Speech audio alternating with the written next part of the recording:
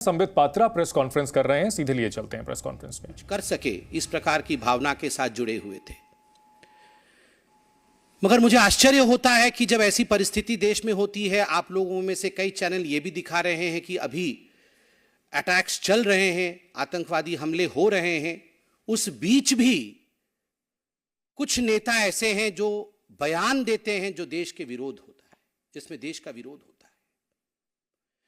कांग्रेस के जाने माने नेता, कांग्रेस के दिग्गज नेता सैफुद्दीन सोज, उन्होंने कश्मीर में इस हमले को लेकर जिस प्रकार का बयान दिया है और कहा है कि हिंदुस्तान को चाहिए कि वो पाकिस्तान के साथ न केवल बात करे अपितु आतंकवादियों के दिमाग के अंदर, आतंकवादियों के मन के अंदर क्या चल रहा है, उन्हें क्या चाहिए, उसे भी समझने की कोशिश प्रधानमंत्री नरेंद्र मोदी जी को करना चाहिए।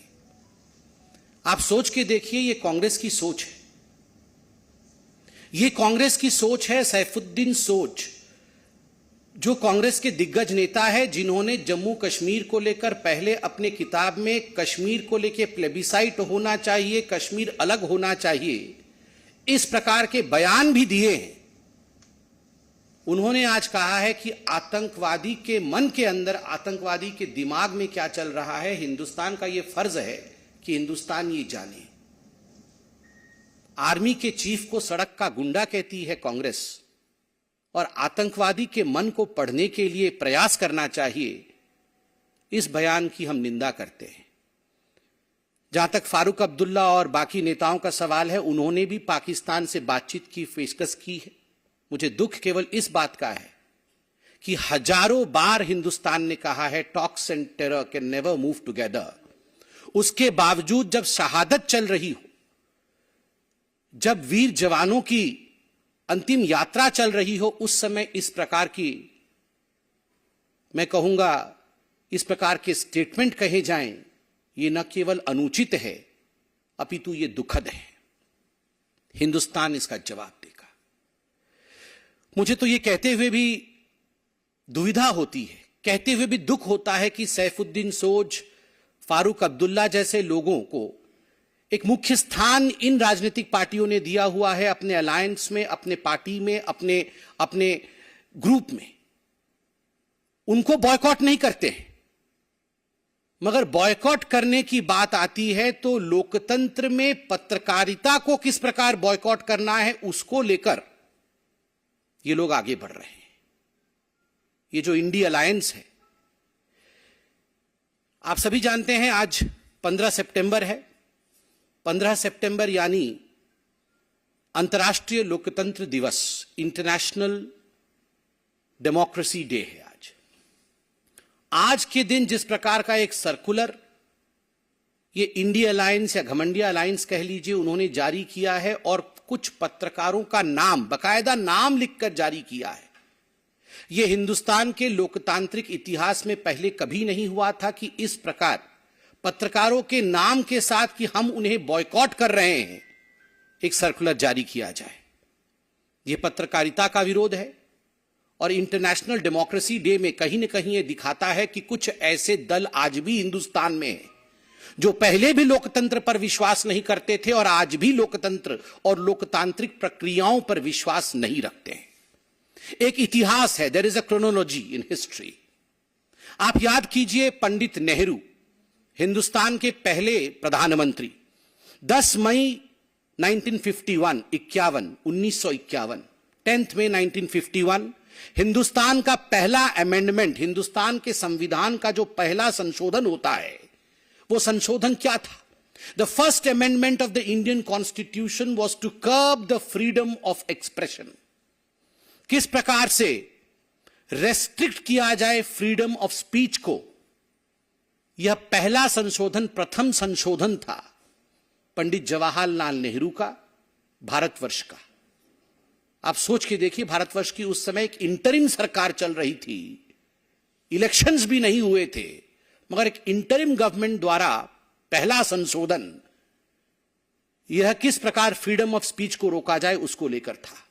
इंदिरा गांधी 25 जून 1975, 25 जून 1975, declaration of emergency, the black day in the history of India's democracy. इतिहास में हिंदुस्तान के लिए एक काला धब्बा बना था जब इमरजेंसी लागू इंदिरा गांधी ने किया था और लाखों पत्रकारों को जिस प्रकार से प्रताड़ित किया गया था, संपादकीय तक पत्रकार लिख नहीं पाते थे। पुलिस बैठकर देखती थी वहां पर कि संपादकीय में कहीं इंदिरा गांधी के विरोध में कुछ लिखा जा रहा है या नहीं लिखा जा रहा है। मीसा कानून के अंतर्गत न जाने आप में से कई लोग यंग पत्रकार यहां बैठे हैं, आप में से कितने के पिताओं के ऊपर, कितनों के दादाओं के ऊपर, कितनों के जानकारों के ऊपर, कितने ही पत्रकारों के ऊपर जुल्म ढाया गया मीसा कानून के अंतर्गत। इस विषय से भी हिंदुस्तान वाकिफ है। राजीव गांधी 29 अगस्त 1988, डिफेमेशन बिल 1988, आप याद करिए उस समय बोफोर्स चरम पर था। कुछ ऐसे पत्रकार थे, जाबाज पत्रकार मैं कहूंगा उनको, और कुछ ऐसी पत्रकारिता थी जिन्होंने बोफोर्स को बड़े स्पष्ट रूप से उजागर किया था। The story of Bofors and bribe, किस प्रकार से भ्रष्ट और भ्रष्ट नेता बोफोर्स में लिप्त थे। राजीव गांधी जी के इस चरित्र को उजागर करने का काम कुछ बहुत बड़े अखबारों ने किया था। उनको लेकर जिस प्रकार एक डिफेमेशन कानून लाने का प्रयास 1988 में राजीव गांधी की सरकार ने किया था, कानून ले भी आए थे, मगर हिंदुस्तान के इतिहास का वो पहला कानून बना जिसको वापस लेना पड़ा, क्योंकि पत्रकार जगत एक होकर खड़ा हो गया। There was unity amongst the media people.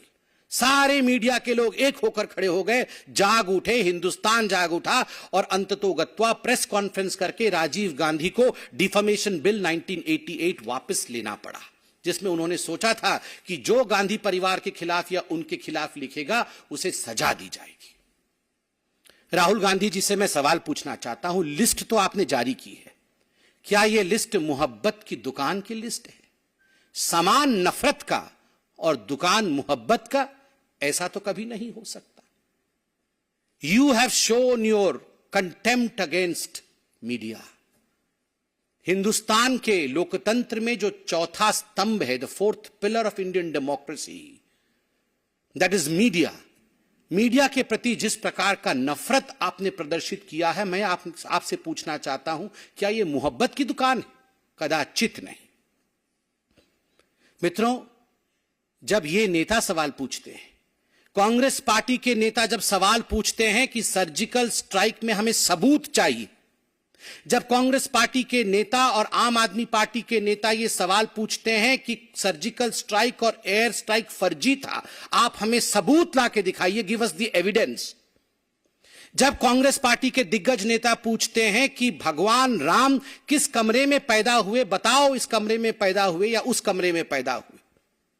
जब किसी दूसरे पॉलिटिकल पार्टी जो आज घमंडिया अलायंस में है उसके नेता पूछते हैं भगवान राम ने किस इंजीनियरिंग कॉलेज से इंजीनियरिंग की, बताइए। जब ये सवाल पूछते हैं तो ठीक है, जायज है, इनको बॉयकॉट नहीं किया जाएगा।